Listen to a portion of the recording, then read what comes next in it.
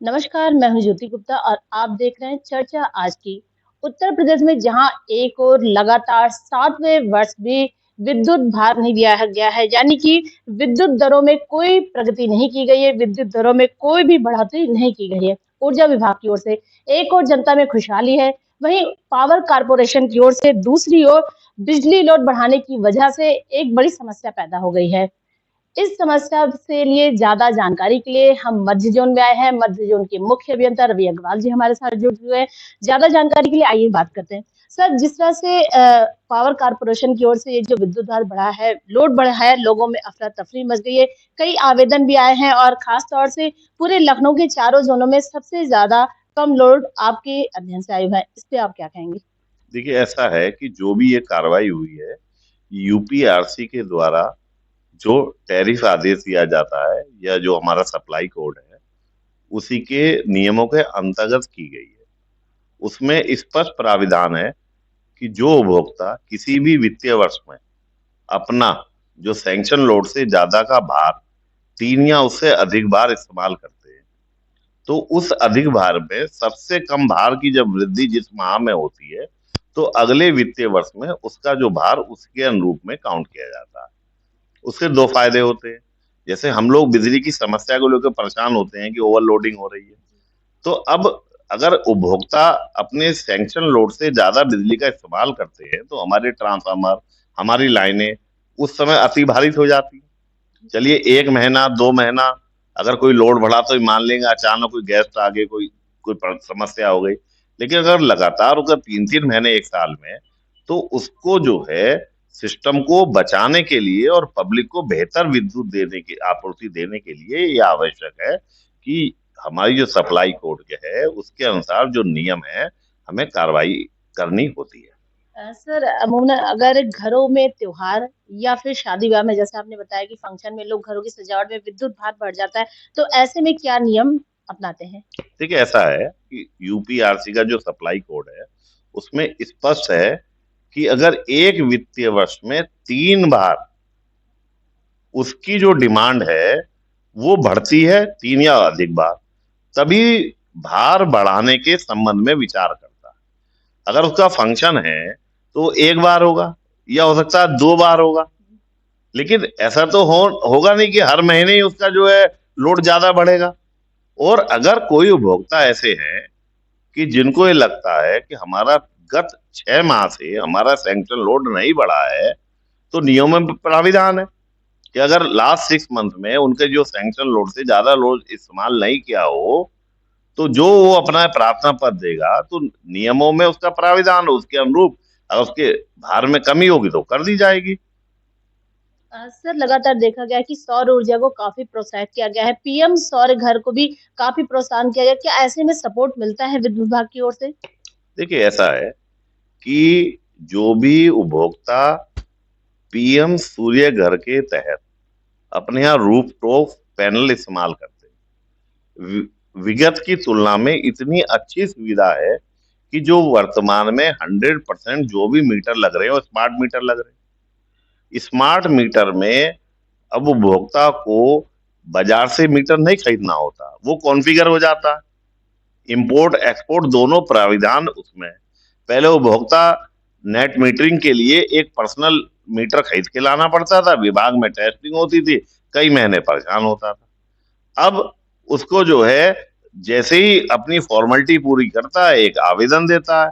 अगर उसके यहाँ पहले से स्मार्ट मीटर लगा है, तो वो आधे घंटे में 1 घंटे में कॉन्फ़िगर हो जाता है। और अगर मान लीजिए उसके यहाँ पुराने टाइप का मीटर है, तो मैं समझता हूँ कि 24 से 48 घंटे में उसका मीटर चेंज हो जाता है और वो अपना उसका फायदा लेना शुरू कर देता है। सर, विद्युत खपत को अगर देखा जाए तो हमारे पूरे देश में उत्तर प्रदेश नंबर 1 है। वहीं दूसरी ओर विद्युत आपूर्ति में भी हमारा प्रदेश नंबर 1 है। इस पर क्या कहना चाहेंगे? देखिए, ऐसा है कि ये एक डेवलपमेंट का साइन है। हमारा जो प्रदेश है पिछले 5-10 सालों से एक पिछड़े प्रदेश से बाहर निकल के एक विकसित प्रदेश की तरफ बढ़ रहा है।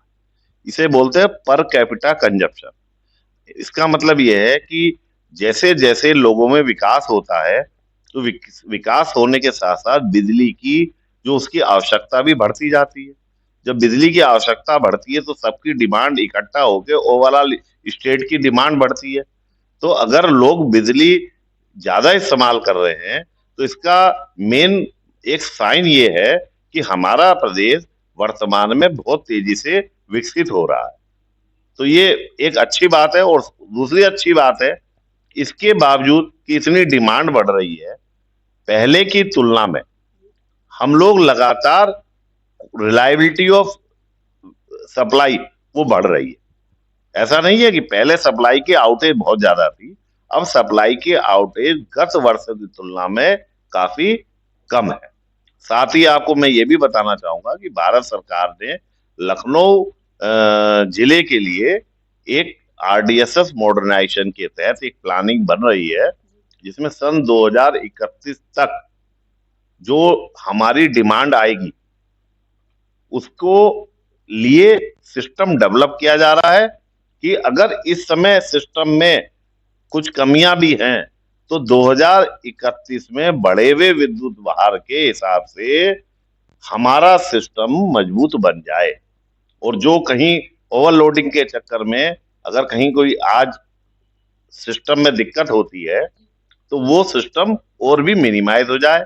बिजली घर बनाए जाएंगे, ट्रांसमिशन के बिजली घर बनाए जाएंगे, और N-1 टेक्निक के तहत जो हम बिजली घरों पर अपने जो ट्रांसफार्मर रखेंगे उन पर कोशिश ये करेंगे कि 60% से ज्यादा विद्युत भार ना रहे पीक टाइम में। ठीक टाइम पर। जी हमारे चैनल के माध्यम से विद्युत उपभोक्ताओं के लिए क्या कुछ कहेंगे? देखिए, हमारा एक ही अनुरोध है कि एक तो अपनी जो भी समस्याएं हैं उन समस्याएं ज्यादातर 80 to 90% कंप्लेंट हम 1912 के माध्यम से रिजोल्व कर रहे हैं। और ऐसा नहीं है, अधिकारी लोग, मैं भी कुछ लोगों से 5-10 लोगों से बातचीत भी करता हूं कि भाई आपकी जो समस्या है उसमें आप सेटिस्फाइड हैं नहीं है। धीरे धीरे लोगों का कॉन्फिडेंस उसमें बढ़ रहा है। तो लोग किसी दलाल के चक्कर ना लगाएं। आपको नया कनेक्शन लेना हो झटपट पे अप्लाई करिए, इंडस्ट्री का कनेक्शन निवेश वित्त पे अप्लाई करिए, बिजली नहीं आ रही है 19।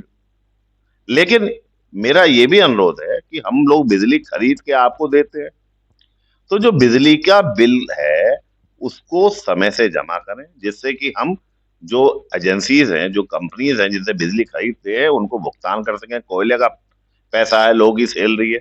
साथ ही बिजली चोरी एक सामाजिक बुराई है, उसको कृपया ना करें, उससे विद्युत दुर्घटना भी होती है। और अभी आपने देखा कि अलीगंज में एक्सीडेंट हुआ, तो ये लंबे लंबे अनऑथराइज रूप से तार ले जाते हैं, तो पता चला कि वो तार आपस में चिपके किसी को करंट लग गया। तो इस तरह अवैध रूप से बिजली का प्रयोग करने से जान माल का खतरा है। और हमारा बिजली का सिस्टम वो तो ओवरलोड होता ही है, क्योंकि हमें यही नहीं पता चलता कि इस ट्रांसफार्मर पर अवैध रूप से कितना लोड पड़ेगा। तो वैध अगर लोड होता है तो हम उसका पता होता है कि इस ट्रांसफार्मर से हमारा भाई 200 किलोवाट 400 किलोवाट इतना लोड जो कनेक्टेड है, तो हम अपनी क्षमता बढ़ती कर रहे हैं। लेकिन चोरी कराने के लिए तो हम नहीं करेंगे।